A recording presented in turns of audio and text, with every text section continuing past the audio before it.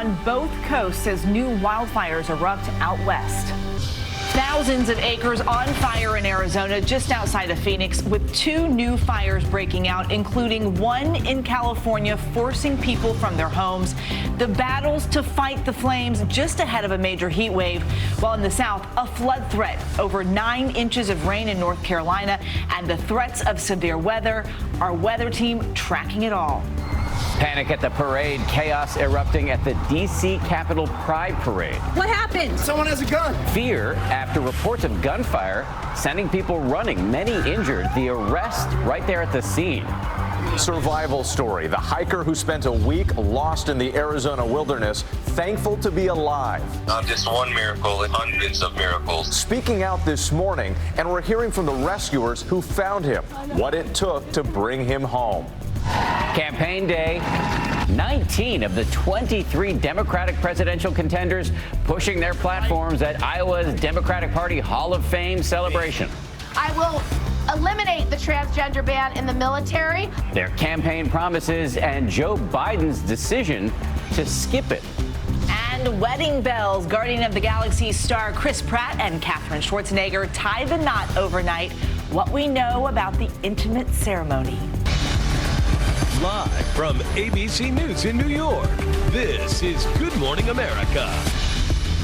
Hey, good morning, and let's get straight to the breaking news this morning. Dangerous weather on both coasts right now. Wildfires raging in the American West. Overnight, 2 new fires, including this one in Southern California. This as major heat is building, with temperatures headed for the triple digits this week. Meanwhile, in the south, flooding, more than 9 inches of rain falling in parts of North Carolina, with more heavy rain on the way this morning, and the threat is now on the move. The Northeast is in the crosshairs. Rob is right here tracking it all. Rob, good morning. Good morning. We had a very slow system. We mentioned this yesterday. It is just not moving. This low right over Memphis, spinning this moisture, a lot of which is tropically based, and we're getting heavy rain here in the southeast again today. This, while fires in the west continue to grow. This morning, evacuations underway as wildfires erupt in the west. In Arizona, firefighters battling this fast-moving blaze just outside of Phoenix. Crews desperately fighting the flames from the air. The mountain fire scorching more than 7,000 acres in the Tonto National Forest. Officials say it's 0% contained. In California, a new blaze, the Sand Fire, quickly exploding Saturday, growing more than 1,000 acres in less than 4 hours. Residents there told to get out. It's obvious that this is going to be the new norm. And in the south, torrential rain turning deadly, pounding areas already saturated. In North Carolina, over 9 inches of rain falling, causing major flooding near Raleigh. Water slicing through this 2-lane highway. You need to turn around to go back. Flash flooding causing accidents and sweeping cars off the road. A Good Samaritan rescuing this woman. And so I'm just so thankful. A lot of the southeast actually was under a rainfall deficit, and we're making up for that quickly. Would love to get this out west, but of course that is not the way it works. So flood watches remain posted now for Atlanta, parts of the Carolinas, especially upcountry, and in parts of Kentucky as well. This at least through tonight, as this system will continue to spin tropical moisture up into these areas. Could see another 3-4 inches in North Carolina. They do not need it anymore. Been the watch as we go through tonight and through D.C. And now that there's a kicker system across the parts of the Colorado Rockies, that will squeeze all this moisture to the east later on tomorrow, and we'll see tropical rains across the I-95 corridor tomorrow night. So heavy rainfall during the commuting hours tomorrow. More on this a little bit later. Dan, over to you. Thank you, Rob. Much more from you throughout the show. We're going to move on now, though, to the panic at the Pride Parade in Washington, D.C. People sent scrambling after what they thought was gunfire, many fearing this was another attack on the LGBTQ community. And ABC's Lana Zach has much more from Washington. Lana, good morning to you. Good morning to you, Dan. I spoke with several people at the parade who said that the recent fatal attacks against members of the LGBTQ community were on their minds even before the panic broke out. Overnight chaos erupting at the D.C. Capitol Pride Parade. What happened? Someone has a gun. Crowds of people panicking after hearing a series of loud pops. What did you hear? We don't know. Fearing the worst, many sprinted to take cover, protecting their loved ones. But when you have a lot of people and you hear a loud bang, you're just trying to, get from the area. Police quickly responding to reports that a man had a gun in the park near DuPont Circle. One male suspect has been arrested. for possession of what appears to be a handgun. Authorities later determining that there was no evidence of shots fired, though many suffered injuries from attempting to run away from the scene. Crews transporting 7 people to the hospital with non-life-threatening injuries. Eyewitnesses tell us that they saw many people hurt, including a child. His mom was trying to pick him up off the ground as people are stepping on him. And like she can't get him because people are really stepping on this little boy. This morning, police are still investigating the source of the noise that some thought were gunshots. One theory is that people started to flee after hearing about a gun, which toppled police barricades, caused that noise, and fueled more panic. Whit? Frightening ordeal. Lana Zach in Washington for us. Thank you. On the campaign trail in Iowa this weekend, Democratic presidential candidates vowing to expand gay rights with a unified attack on President Trump. ABC's Stephanie Ramos is in Cedar Rapids with more. Stephanie, good morning. Good morning. We may be in the early months of the 2020 presidential election, but later this afternoon, almost all of the 23 Democratic presidential candidates will gather for one of the biggest events yet in the race to the White House. Today, Iowa will host the largest gathering of presidential candidates at one event. 19 out of the 23 Democratic presidential contenders will speak at Iowa's Democratic Party Hall of Fame celebration. It caps a weekend of appearances around the battleground state, many of the candidates speaking at a Pride Festival in Des Moines Saturday. Are you willing to fight for equality and justice and take a brave stand? The presidential candidates proclaiming their support for LGBTQ rights. As president, I will make sure that I sign into law the Equality Act to make sure that no state can take away the civil rights of any American. Vermont Senator Bernie Sanders echoing the message of equality. In this moment in American history, we stand together and we fight for justice for all. The candidates' attention quickly shifting to the Trump administration. New York Senator Kirsten Gillibrand also going after the president and his directive to ban transgender people from serving in the military. I will eliminate the transgender ban in the military. I will make sure if you would like a third gender on your driver's license or any federal license that you may put an X. Pete Buttigieg, a married gay man, recounting his coming out story and using President Trump's own campaign slogan against him. Because we in the LGBTQ community know when we hear phrases like "Make America Great Again," that American past was never quite as great as advertised. Buttigieg is one of 3 mayors in the Democratic race for the top spot in the Iowa caucus, competing against former Vice President and presidential candidate Joe Biden. Biden won't be at the big gathering today, but is scheduled to campaign in Iowa Tuesday, the same day President Trump attends a GOP fundraiser in the same state. At the event later on this afternoon, each of the candidates will have a strict 5 minutes to give a rapid fire speech in front of 1,400 guests. They are basically pitching themselves. One takes the stage and one goes off. Whit? All those candidates looking for an edge. And Stephanie, we also know that it's very early in the 2020 race, but a new poll in Iowa shows Biden with a strong lead over his Democratic opponents.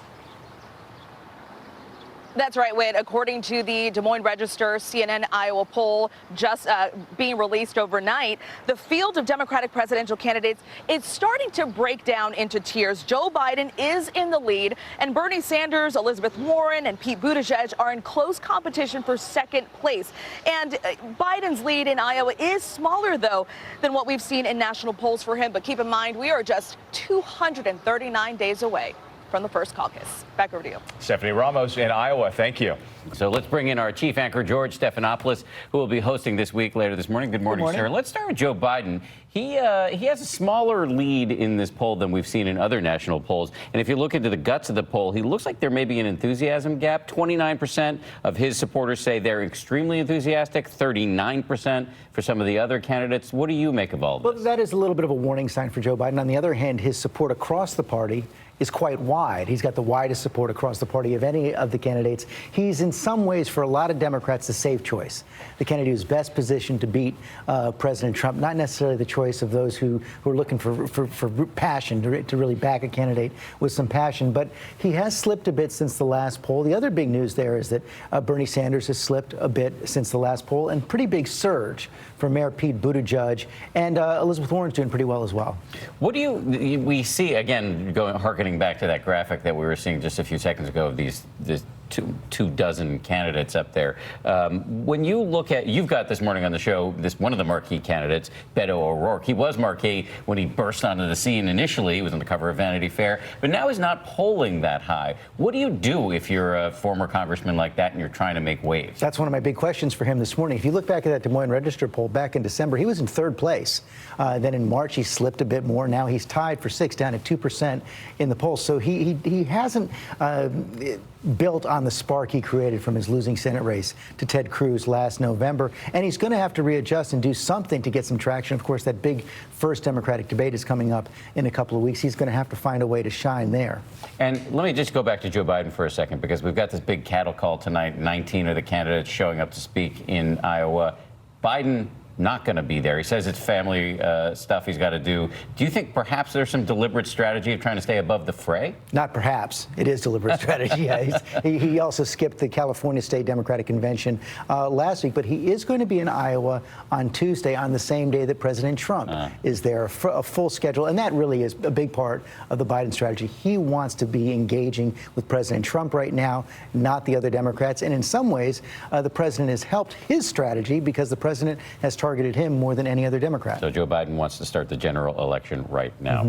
George, thank you very much. Always a pleasure. And I want to remind everybody, George has a big show later this morning. He is, as we've said, he's going to go one-on-one with 2020 presidential candidate Beto O'Rourke, plus the Powerhouse Roundtable debating the week's political news and the latest on the 2020 race. It's all coming up on this week. George, thank you again. Eva, over to you. Well, turning to other news in Maryland, some 100 people were injured when a deck gave way and collapsed in Germantown overnight. Police think that deck may have become overcrowded during a family celebration at a townhouse. None of the injuries are said to be serious. One person was taken to an area hospital. Well, we're learning new details this morning about that missing hiker rescued in the Arkansas wilderness. Searchers now describing racing through the dark, dangerous terrain to save him. As he says, he's got lots to be thankful for. ABC's Zachary Keish is here with more. Good morning, Zachary. Good morning, Eva. This is an incredible story of survival. This hiker was found 4 miles off trail. He's now talking about his ordeal as we learn more about how rescuers saved him and how they had to rope down a dangerous mountain to get there. This morning, Joshua McClatchy is speaking out from his hospital bed for the first time since getting lost hiking in Arkansas. I never thought I'd see anybody again. I want to thank my Lord and Savior, Jesus Christ. I wouldn't be alive without him. McClatchy was looking for an adventure to celebrate his 38th birthday, setting out on a solo hike in an area known as Buckeye Trail before apparently getting disoriented and then lost. Texting his mom, he needed help.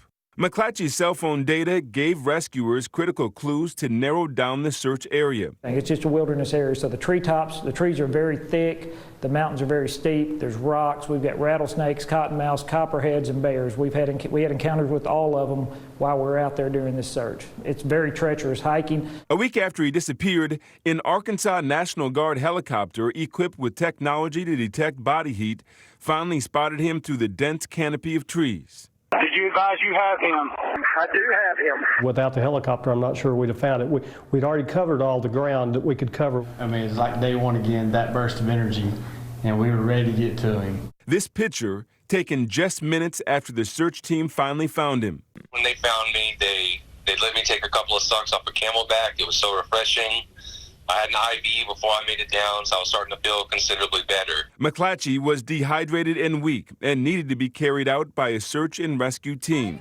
A celebration as he came out of the woods into the arms of friends and family. I think after being out there for so long without any human contact, once there was that human contact, it was almost disbelief. Not just one miracle, it is hundreds of miracles. Back at your...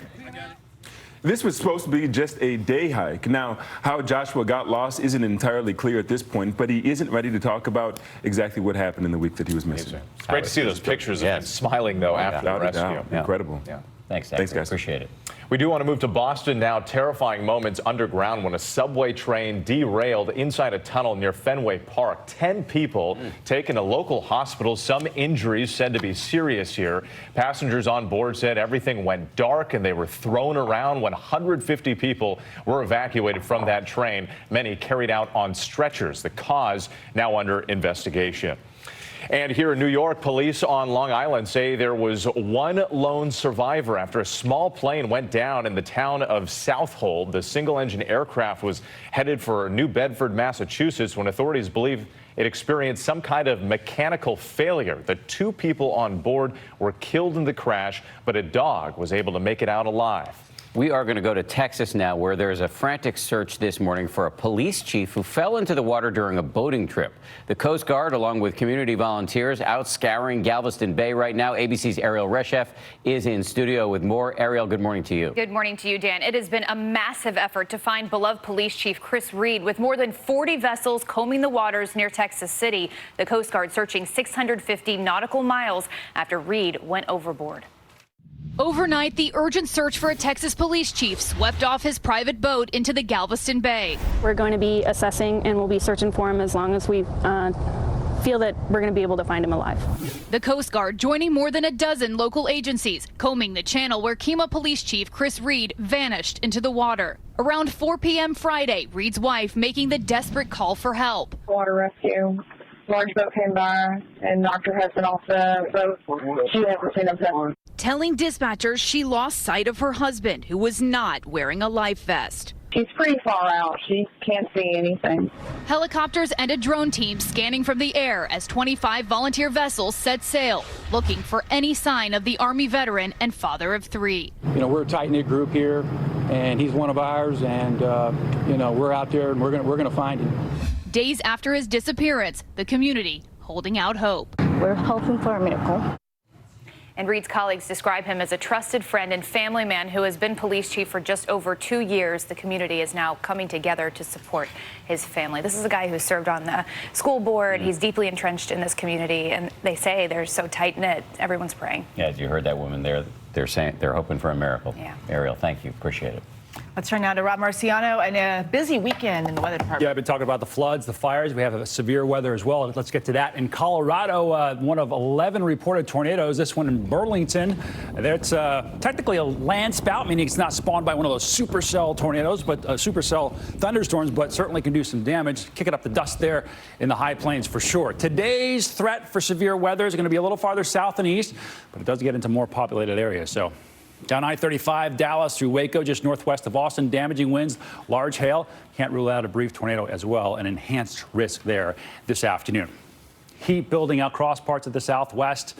Some of this is going to be dangerous. We've got fire weather alerts and excessive heat warnings, even excessive heat warnings down as far south as Brownsville and across parts of Phoenix, where temperatures are going to soar into the triple digits here. Redding, California, Las Vegas also getting into the high heat category there. 107 expected on Wednesday and up and over 110 in Phoenix Wednesday, Thursday. So this is not, of course, helping the fire situation out there. It's actually going to be building more into the northwest. We'll talk more about that in a sec. For now, though, here's your local forecast.